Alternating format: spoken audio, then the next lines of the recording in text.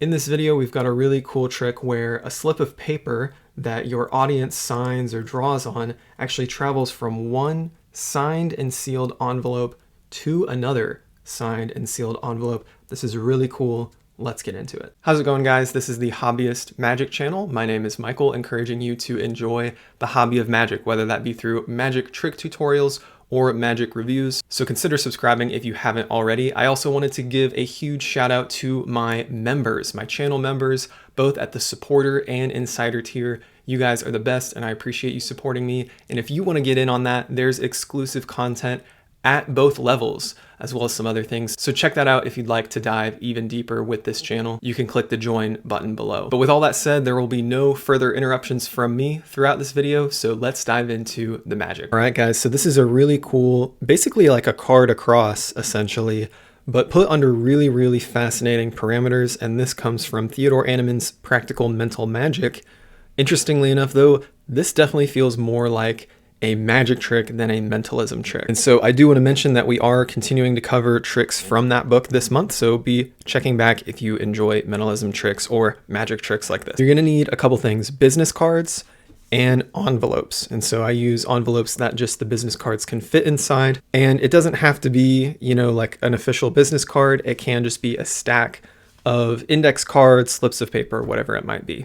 You're also going to have a stack of envelopes that's going to help with some of the secrecy, and you're going to do a couple things. So first, you're going to place an extra card secretly in the top envelope, and then in the second envelope, you're actually going to place 6 cards and seal it. You'll see why later. So in your stack of envelopes, you're going to have one with an extra card in it, one that's sealed with 6 cards in it. And these 2 special envelopes are what basically make the secret happen with some pretty minimal sleight of hand. There is a little bit, but we'll get into that. So to start, you can introduce that you have some envelopes and that you have some business cards, and then of course a pen. And when you introduce the envelopes, you can give them a quick show. And because your prepared envelopes are here, facing this way, you're going to be able to open the flap of the bottom one or the bottom 2 as an example. I think by just doing this and showing the bottom one, they get the gist. Don't run when you're not being chased, right? And so then you're going to go over here and you're going to have an audience member write down anything they want. Now, you're not selling this as mind reading. If you were to do that, you would have to add an extra peek, an extra technique, an extra method to ascertain the information they're doing. So if you want to insert that here, you can, but it's really more of a prover of it being not a duplicate, okay? So maybe they write their name or they draw, like I did, a little stick man because that kind of tells a story of the transported man, right? Whatever it may be, they're going to place some sort of marker on a card and they're going to count 6 other cards. So we're doing 7 and 7 is the idea. The idea is that we're going to have this stick man in a stack of 7 and then it's going to vanish and that's going to become a stack of 6. And then when it reappears, it'll be the 8th card on the other 7. Does that make sense? So that classic kind of card across idea where you have 7 cards here, 7 cards here, this moves over, now we have 6 cards here. Okay, that's going to be the idea. So they're going to get 6 other cards to make that a stack of 7 cards, and they're going to just shuffle that around so that it's somewhere in the middle, and they can check for you that it's not showing on either side. And once they've done that, you're going to take it, and without revealing this, you're going to take this envelope, open it up, and place these inside. And that's why I think it's helpful to invite them to check that the piece of information is not showing, especially if you are going to add mind reading, because then it feels buried. So even if you're not mind reading, it's helpful for them to feel like, oh, it's really in there, right? But by doing that, you're also giving yourself a little more leeway to open this envelope toward yourself. And that way you can naturally hold these toward yourself and they're not going to be worried that you're holding this side towards you, okay? So now you've secretly loaded an extra card to this stack. Now what's going to happen is you're basically going to be switching this stack and it's going to appear as though it is the second stack of business cards that you then reveal. Okay, so how do we do that? Well, you're going to invite them to seal it. So they're going to seal it themselves. All right, so they've sealed it up. And now you're going to bring this to the top and you can even add kind of your own pressure to show that you're helping seal it more. And then you invite them to give you the pen. You maybe have the pen out somewhere. And as you're gesturing toward the pen and asking about the pen, you're going to do a double lift, okay? So you're just doing a 2-card lift so you can get kind of a pinky break under that second envelope because this is the envelope with 6.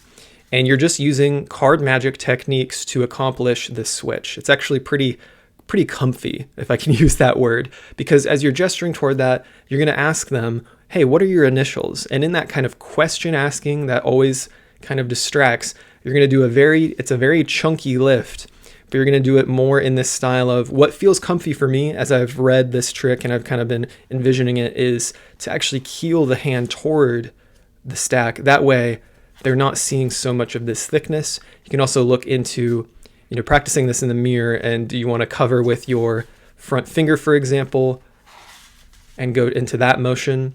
But it's going to be brief, it's going to be quick. And if you've asked a question as well as gestured toward the pen, the vibe is, hey, what are your initials, by the way? And you go, okay? So it's not as fancy as you're doing with cards, where it can be burned by the spectator a little more. And by that, I just mean, them focusing on it. But play around, it's gonna depend on your props too, right? But I think if you're doing that, you don't wanna do that slowly. You could do it quickly. But now you're in this situation. You have envelope with 6, envelope with 8. That's the one with their drawing inside of it. And then you have all these face down envelopes, okay? So they're going to say their initials, and you can invite them to sign themselves, or you can do it yourself. So let's say those are my initials. Now you can invite them to place this in their pocket. All you have to do is keel down, right? So go from here to hide that extra one. So they're going to take this, and now that's ready for later. Now from your stack, you're going to take 7 more, and you can invite them to peel these off, and you can have them once again genuinely place that inside this envelope, genuinely seal it. And I believe what Animan talked about is maybe having a second spectator do this if you can, so that you can then ask them their initials. And when you ask them their initials, or a different question, maybe a different word you want to put on this envelope, you've placed it back on this face up stack, and you remember you have this envelope here. As you go for the pen or your business cards, maybe you're gathering these to put them away, right? You're going to flip these over in your hand, okay? That's also something you can do briefly back toward yourself or more close to the edge of the table. But this is a common move in Magic, is, this kind of hidden turnover of a stack of cards, or in this case, envelopes, because you're going to be going from here with the one to the one that has 8 inside. So he talked about it in coverage, like maybe you offer them the pen, and when they take the pen, they're just kind of distracted there. You have done the flip over that you need to. Another thing, since we've already done this move, this is a move lots of people use in Magic to execute a hidden turnover, is to just place the cards down in conjunction with exactly what we've been talking about. Questions, gesturing to props, whatever it might be. So you might offer them the pen, still do that kind of coverage, and then place this down and take a beat, and that will have also executed your switch. So just to recap, you have 7 genuinely placed in here and sealed. You're on this stack of face up, meaning the flaps are out, and you have that one from before that you prepared that has all 8. This has the 6. They seal it, you take it back, you gesture to the pen, and however's comfortable for you, you're going to tell them, all right, what are your initials, or what's something we should place on this? And whenever you have that beat, their attention is distracted, you make that switch. They're going to tell you what they want to be written on here. And now what's great, you don't even have to worry too much about this discrepancy. You can just go, all right, go ahead and place it right there. Get rid of all these envelopes at this point. You can pocket them.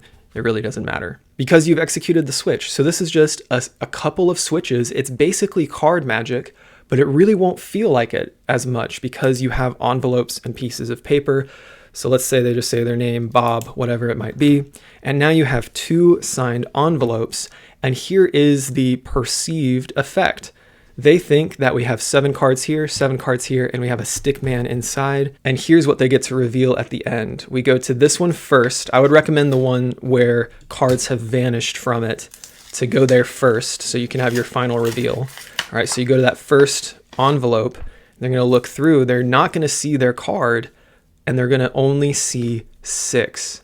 So 1 card has seemed to vanish. So of course, we go to the second envelope, and they will find 8 cards, and inside, on the correct side, they're going to see buried within is their stick figure or their name or whatever they wrote down. And that's the perceived effect. 2 signed envelopes, a signed genuine business card, travels. Super, super cool. And all we're doing is applying some classic really standard, easy card techniques along with some misdirection, and you've kind of vamped up what would usually just be a card trick. So I hope you enjoyed this. Let me know what you think people should draw on this in the comments below. But there you go, that is a really cool cards across trick. Thanks for watching. If you want more, you can check out the membership for some exclusive content. Pick up some merch from the Magic merch store. I also have a journal for magicians. You can check out all those links below. And if you want more free content, check out the video that YouTube is recommending to you right now. But until next time, keep enjoying your magic, stay a hobbyist at heart, and I will see you guys in the next video.